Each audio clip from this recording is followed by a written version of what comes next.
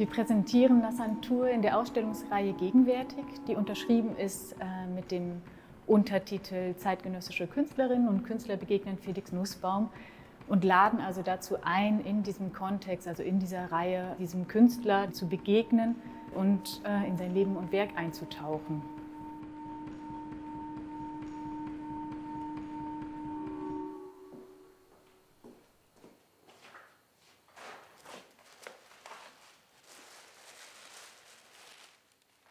Der Künstler Felix Nussbaum hat natürlich Symbolcharakter, auch für die deutsche Geschichte. Als jüdischer Künstler, der ins Exil gehen musste und später auch dem Nationalsozialismus zum Opfer gefallen ist. Es geht eigentlich um kollektives Erlebnis und eine kollektive Erinnerung auch und eine Erinnerungserhaltung, dass wir sehen, dass die Situation, ins Exil gehen zu müssen, durch Kriege, durch Ausgrenzung, dass das etwas ist, wo wir alle sehr schnell auch in diese Situation kommen könnten. Und ganz viele Menschen auf der Welt gerade jetzt auch in dieser Situation sind. La Santur ist da einer, der ganz sensibel nach draußen schaut und der aus dem Gesellschaftskörper heraus arbeitet. Ja, wie ein Soziologe nimmt er Themen auf und untersucht auch sich selbst eben als Teil der Gesellschaft, sowie auch als Mensch. Also er saugt das Hier und Jetzt auf, durch die Medien, in die er sich reinwühlt, durch das Draußenarbeiten. Also sein Arbeitsraum ist nicht so sehr das Atelier, sondern eher sich eben draußen die Stadt zu beobachten, gesellschaftliche Strukturen zu beobachten, den Menschen zu beobachten und daraus heraus die Arbeiten zu entwickeln und eine Übersetzung schafft in Form der Kunst.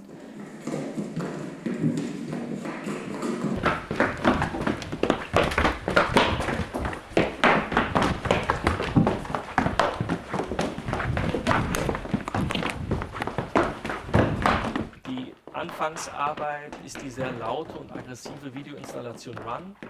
Ein Mann, eine Person, die innerhalb eines Wohnraumes rennt. Man kann eigentlich nicht erkennen, ob er von etwas davon rennt oder zu etwas rennt. Diese Arbeit schafft eine sehr klaustrophobische Situation. Dieses permanente Unterwegssein hat vielleicht auch ganz stark zu tun mit der Auseinandersetzung, die ich auch in Bezug zu Felix Nussbaum hatte, dieses von einem Ort zum anderen, von einer Wohnung in die andere zu flüchten, eine Situation dann zu haben, in der man eigentlich keinen Schutz hat und auch sich nicht ausruhen kann, genau wie diese Videoinstallation ein Ausruhen nicht möglich macht.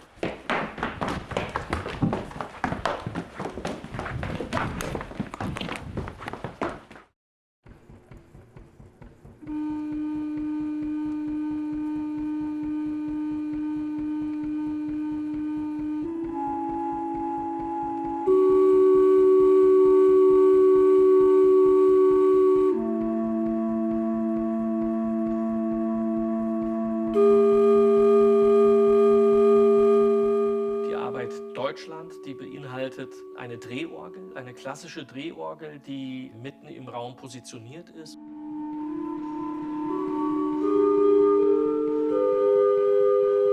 Die Drehorgel ist eine komplett neue Arbeit, die extra für diesen Ort und für diese Ausstellung auch konzipiert worden ist von mir, die sehr stark mit der mitteleuropäischen Kultur, der Heimatbildung und des kollektiven Heimatgefühls zu tun hat.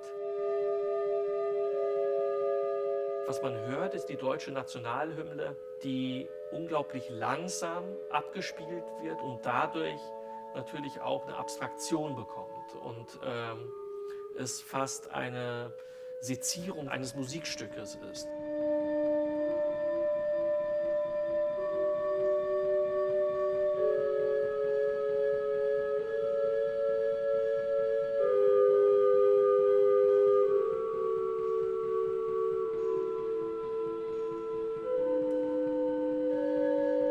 Nationalhymnen integrieren Menschen zu einem größeren Ganzen, zu einem Kollektiv. Gleichzeitig ist es auch etwas, was ganz stark mit Ausschließen zu tun hat. Deswegen war es für mich wichtig, auch die Frage von Identität hier nochmal in Frage zu stellen. Wer darf eigentlich dazugehören und wer nicht? In welcher Position sind wir, darüber Entscheidungen zu treffen? Und wir müssen dessen im Klaren sein, dass wir auch Teil der Situation auch sind, wie sie gerade vorherrscht.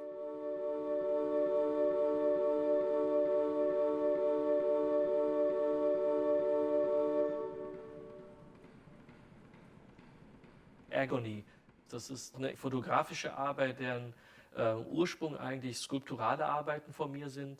Es sind Tierpräparate, die den Moment des Todeskampfes, der Agony, zwischen zwei Tieren zeigt. Was ich hier gemacht habe, ist eigentlich die Gesetzmäßigkeiten der Natur nicht zu akzeptieren und innerhalb dieses Bildes von dem Todeskampf auch umzudrehen. Das vermeintliche Opfer triumphiert über seinen Gegner. Das ist eine sehr metaphorische Arbeit, die mit dem heutigen System des Kapitalismus auch zu tun hat. Und das ist ein Bild des Widerstandes auch. Durch die Bilder, die ich kreiere, durch das Gefühl, das ich versuche zu vermitteln, stellt sich vielleicht die Frage auch, inwiefern es einfach so auch weitergehen kann. Ja? Inwiefern man auch sich überlegen muss, dieses System, in dem man lebt, diese Verhaltensmuster, in die man auch hereingeboren wird, auch zu hinterfragen.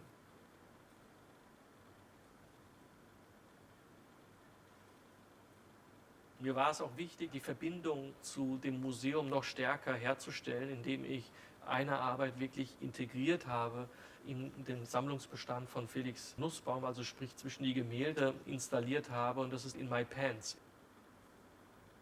In My Pants ist in der Villa Massimo entstanden, dort wo Felix Nussbaum auch das Stipendium bekommen hatte, das gleiche Stipendium, was ich dann viele Jahre später bekommen habe, nur dass dort sein Exil eigentlich angefangen hat, als die Nationalsozialisten die Macht ergriffen haben und er als jüdischer Künstler nicht mehr weiter in Sicherheit sein konnte.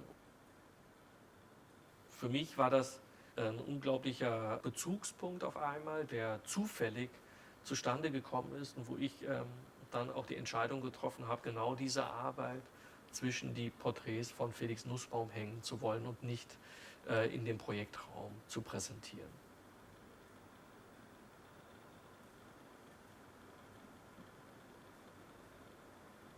Dieses Video In My Pants, in welchem Nassantur sich selbst in die Hosen macht, für mich war die Arbeit wie ein Spiegel. Wie ein Spiegel, der mir auf einmal vorgehalten wurde, der mir meine eigenen Ängste dann auch zeigte und vorhielt. Und aber auch da kraftvoll und stark dann auch dazu zu stehen. Also das ist ja das, was die Arbeit auch aussagt. Also er macht sich zwar in die Hosen, aber er steht dabei und guckt den Betrachter an. In dieser Arbeit habe ich versucht, meine eigenen Schwächen, meine eigene Unsicherheit, meine eigene Verletzlichkeit auf eine ehrliche Art und Weise preiszugeben. Was bedeutet es, Schwäche zu zeigen? Was bedeutet es, Mensch zu sein innerhalb dieser Welt? Inwiefern versuchen wir über alles auch Kontrolle zu haben? Inwiefern müssen wir auch innerhalb von der Gesellschaft auch eine Fassade aufrechterhalten? Inwiefern müssen wir funktionieren und wie stark müssen wir eigentlich auch immer nach außen wirken?